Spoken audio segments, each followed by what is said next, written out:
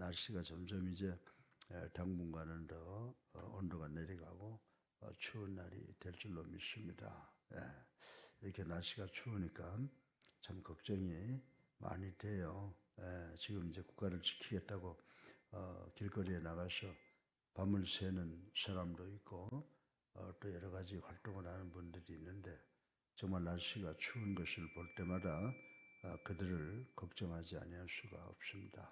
우리 모두가 다 기도해서 정말 우리 나라가 회복될 수 있도록 도와주시고 정말 하나님이 대통령을 축복하시고 우리 국민들을 축복하셔서 모든 어려움이 사라지는 2025년이 되기를 간곡히 기도하시기를 부탁을 드립니다. 그래서 오늘 이 어려움이 있을 때마다 느헤미야서를 보게 되는데 느헤미야서를 보게 되면 우리가 잘 아는 지도자 느헤미야, 에스라가 나타나고 그리고 이제 그들을 어떻게든지 끌어내리려고 하는 중상모략자들이 있는 것을 볼 수가 있습니다. 그래서 느헤미야서를 보면 무슨 말씀을 우리에게 주고 있느냐 그러면 우리가 하나님의 축복을 받기 위해서는 그저 입술만 변화돼서 안 되고 정말 행동까지 변화돼야 된다라고 하는 교훈을 전체적인 말씀을 통해서 우리에게 주고 있습니다. 그래서 오늘 이 말씀을 통해서 지금 우리 가정에서 예배에 참석하거나 또 지방에서 또 그리고 해외에 계시는 모든 분들에게 하나님의 축복이 함께 하시기를 주님의 이름으로 축원합니다. 그래서 오늘 이 느헤미야 본문을 보게 되면 참으로 그 당시에 상황이 얼마나 좋지 않았느냐라고 하는 것을 가르쳐 주고 있습니다. 그래서 오늘날 우리가 살고 있는 이 한국의 정치 사정도 이 느헤미야 시대와 참 흡사한 것 같다라고 하는 생각이 듭니다. 여러분들 이 세상이 어지러울수록 이 거짓 선지자와 그리고 거짓 지도자들이 나와서 판을 치는 것은 어느 시대나 역사 속에서 다 같은 양상을 이루고 있다라고 하는 것을 우리는 알 수가 있습니다.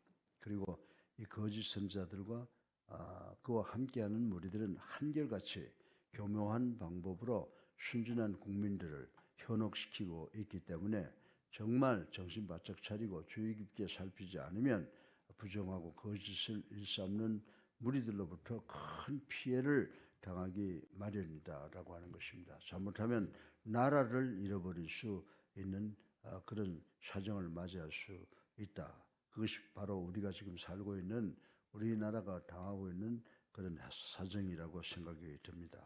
그런데 문제는 뭐냐 하면 우리가 우리의 생각으로 살아가기가 참 힘들죠. 우리는 하나님의 말씀에 전심전력을 다해야 되는데 예수님께서 마태복음 24장 5절에 보면요.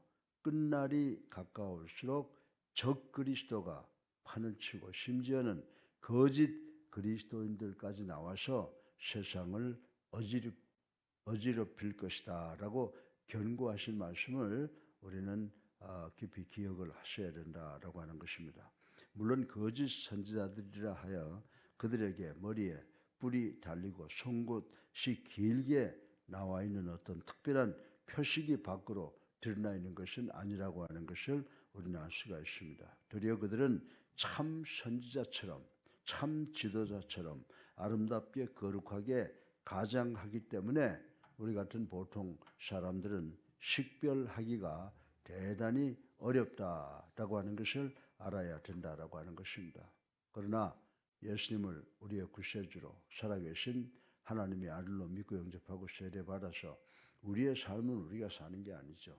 성령의 인도하심을 받고 살아가고 있지 않습니까? 그러므로 우리가 성령의 인도하심을 따라서 말씀대로 살아가는 우리 성도의 눈에는 거짓 선지자와 거짓 지도자 그리고 참 선지자와 참 지도자의 표징이 뚜렷하게 잡히게 된다라고 하는 것을 우리는 알아야 되는 줄로 믿으시길 바랍니다. 따라서 오늘날 우리들의 정치적 상황에서 누가 참 선지자인가, 누가 참 지도자인가에 대해서 정말 구별을 명확하게 하고 참 지도자, 참 선지자들과 함께 이 국가를 다시 재건하기 위해서 바꾸기 위해서 우리는 노력을 해야 된다 이렇게 생각을 합니다. 그런데 오늘 이 본문에 등장하는 들라야의 아들 스마야라고 하는 그 인간을 보면 여러 가지 면에서 거짓 선지자와 거짓 지도자와 공통적인 그런 표정을 가지고 있는데 세 가지를 오늘 본문이 우리에게 이야기를 해주고 있는 것을 볼 수가 있습니다. 그래서 거짓 선지자, 거짓 지도자의 모습을 보면요, 세 가지로 그 특징을 볼 수가 있다고 지금 선포하고 있습니다. 첫째로 뇌물을 좋아한다는 거예요. 뇌물을 받는다. 둘째로 거짓말을 한다. 허위로 자꾸 예언을 한다. 세 번째로는 주변 사람들을 범죄로 인도한다. 라고 하는 그 세 가지의 교훈을 우리에게 주고 있는 것을 발견할 수가 있습니다. 그래서 오늘 설교 본론의 첫째로 거짓 선지자들, 거짓 지도자들은 어떤 사람이냐? 첫째로 뇌물을 받는다라고 하는 것을 생각을 해 보겠습니다. 그래서 이 산발락과 도비아와 겟셈 등 유다 백성의 대적들은 집요하게 예루살렘 성벽을 중수를 방해하려다가 자기들의 의도가 느헤미야에 의해서 번번이 빗나가자 마지막 방법으로 아주 교모한 술책을 쓰는 것을 볼 수가 있습니다. 그들은 거짓 선지자 스마야를 매수하여 지도자 느헤미야를 매장시키려고 계획을 짰던 일을 볼 수가 있습니다. 그래서 오늘 본문 12절에 보면 도비아와 산발랏에게 뇌물을 받고라고 하는 구절이 이 점을 잘 가르쳐 주고 있습니다. 오늘날도 소위 우리의 정치자들, 정치 지도자들 중에 뇌물 등등 사법적 리스크에 관련되어 있는 사람들, 거짓 선지자의 모습을 우리가 우리의 삶 속에서 발견할 수가 있습니다. 그래서 우리는 정말 성령께서 주시는 명석한 판단력을 가지고 말과 행동을 해야 되겠다라고 하는 교훈을 얻는 것입니다. 그렇습니다. 어느 역사를 바라보더라도 어느 시대를 막론하고 누가 참 선지자인가, 누가 참 지도자인가, 아닌가 또 아닌가를 판단할 수 있는 가장 분명한 표징은 어느 사람이든 정치가이든 그가 세상 재물을 어떻게 대하고 재물을 어떻게 다루는가 하는 점을 보게 되면 금방 알 수가 있다라고 하는 것입니다. 아무리 천사처럼 보이는 선지자, 지도자가 있다라고 하더라도 그가 만약에 재물과 돈을 사랑하고 있다면 금전적 부정에 관련되어 있는 사람들은 절대로 참 선지자, 참 지도자가 될 수 없는 첫 번째 바로메타라고 하는 것을 우리 그리스도인들은 깨달아야 된다라고 하는 것입니다. 이것도 이강평 목사가 말하는 게 아니에요. 여러분들 왜 제가 이런 말씀을 하냐 하면 디모데전서 6장 10절에 보세요. 뭐라고 그랬어요? 돈을 사랑하는 일이야말로 일만하게 뿌리가 된다라고 하는 말씀 때문이다라고 하는 것입니다. 그렇다고 해서 우리가 돈 없이 살 수 있다는 건 아니에요. 돈은 하나님이 주시는 것만큼 있으면 되고, 그런데 그 이외에 돈을, 재물을 지나치게 사랑하는 사람들은 일만하게 뿌리가 되는 그런 생각과 행동이라는 것을 성경이 가르쳐 주고 있기 때문에 제가 오늘 이 말씀을 드리는 것입니다. 특별히 여러분들이 민수기 22장에 보게 되면 이스라엘 백성들이 출애굽에서 그 광야 여정 시절에 부돌의 점술과 발람이 선민 이스라엘의 파멸을 시키고자 하는 발락의 요청을 단호히 거부하지 못하고 머뭇거리고 했지만은 그게 왜 그러냐? 바로 재물에 대한 탐욕 때문이다라고 하는 것을 우리는 알 수 있다라고 하는 것입니다. 사랑하는 성도 여러분, 우리 주님께서는 뭐라고 말씀하셨어요?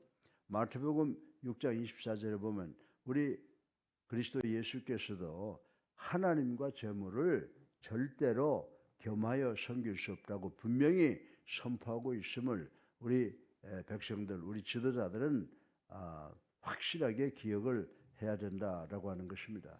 특별히 황금 만능주의가 팽배한 21세기 현대를 살아가는 우리들은 우리 앞에 벌어진 상황 속에서 눈앞의 이득에 이끌려 복음적인 삶의 정도에서 이탈하는 일이 없도록 선악을 구별하는 올바른 지혜를 달라고 하나님께 기도해야 되는 줄로 믿으시기를 주님의 이름으로 축원합니다.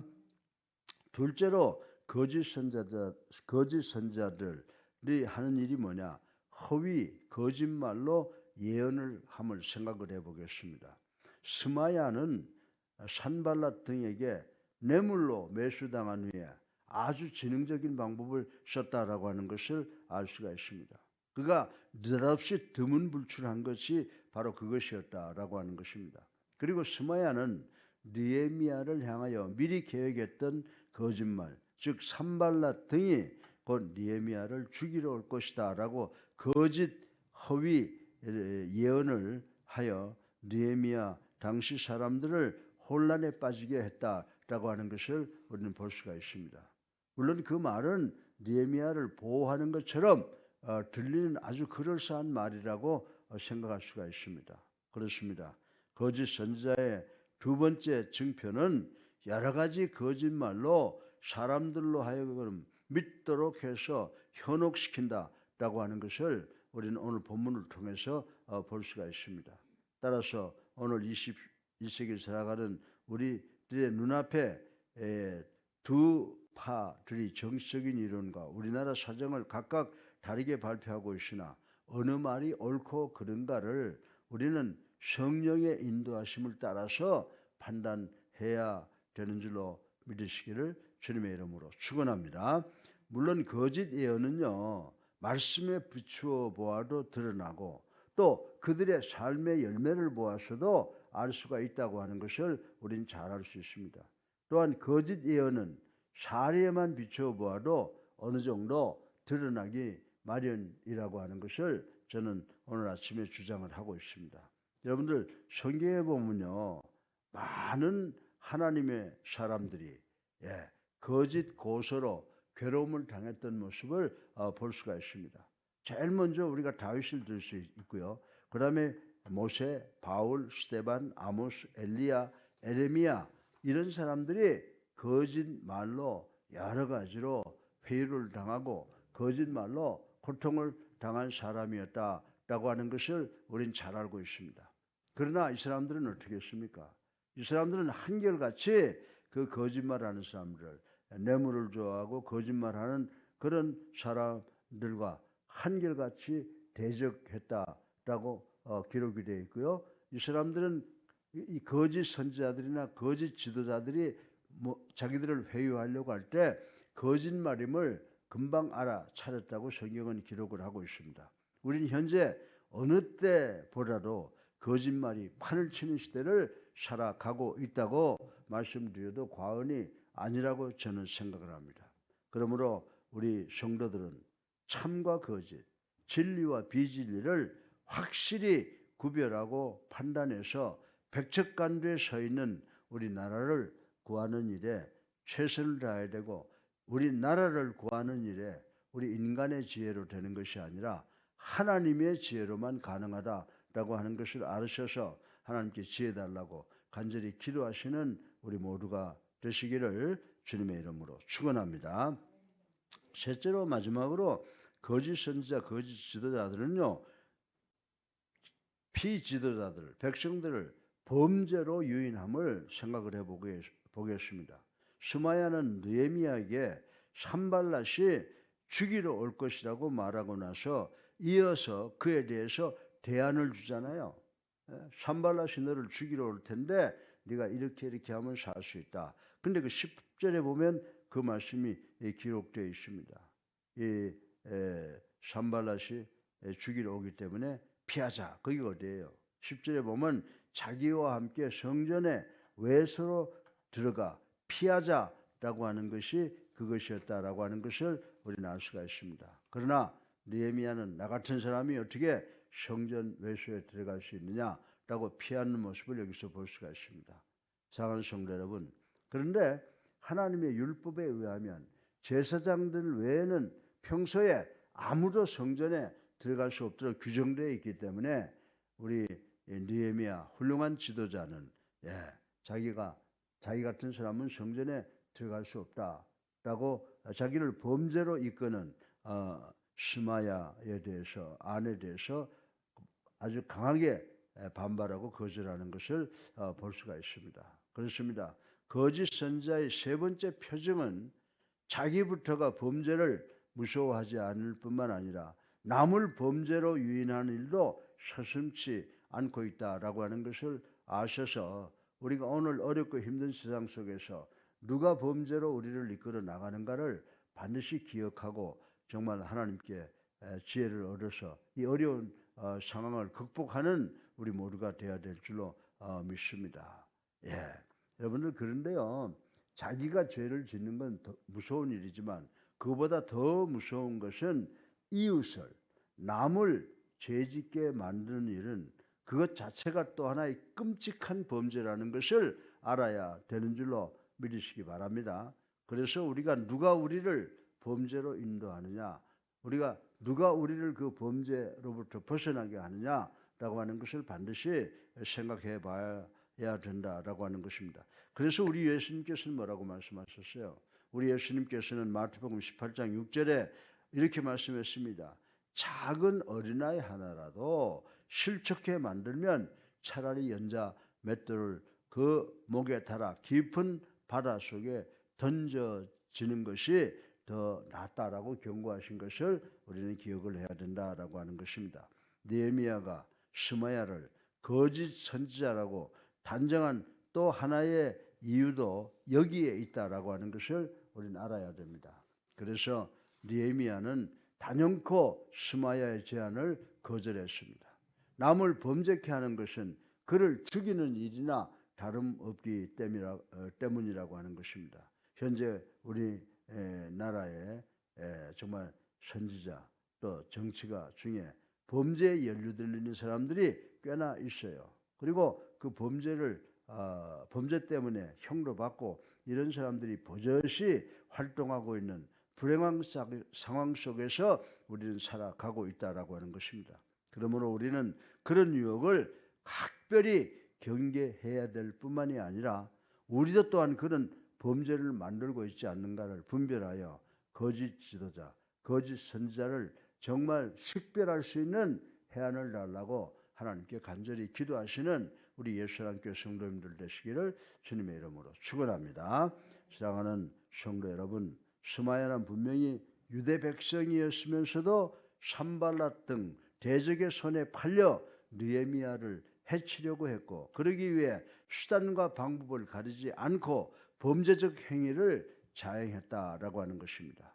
여러분, 이 사람이 어떻게 했어요? 먼저 뇌물을 받고 거짓을 허위를 예언하며 느헤미야를 범죄로 유인했던 점이 바로 그러하다라고 말씀을 드릴 수가 있습니다. 어느 때보다도 종교 타락의 시대와 정치적 타락을 초래하고 있는 우리 사회를 맡고 있는 우리들로서는 참으로 깊이 상고해야 될 말씀의 내용이라고 생각을 할 수가 있습니다. 오늘 이 느헤미야서 본문을 보고 우리가 세 가지를 배웠죠. 뭘 배웠어요? 거짓 선지자는 뇌물을 좋아한다. 허위 예언을 한다. 세 번째로 우리들을 따르는 사람들을 어디로 인도한다? 범죄로 인도한다라고 하는 것을 생각을 해야 될 줄로 믿습니다. 그래서 우리가 정말 올바른 생각으로 올바른 행동으로 하나님께 정말 기도 많이 하시는, 그래서 바른 지식을 달라고 기도해서 우리가 이 나라를 바르게 정말 섬기는 그런 우리가 되도록 노력하시는 우리 예수님께 성도님들 되시기를 주님의 이름으로 축원합니다. 살아계셔서 우리의 삶을 주관하시는 만복의 근원이 되신 아버지 하나님, 오늘 본문을 통해서 거짓 선지자가 어떻게 하는가를 저희들 생각해 보았습니다. 스마야는 뇌물을 좋아했습니다. 허위 예언을 하고 다녔습니다. 그리고 범죄로 백성들을 유인했습니다.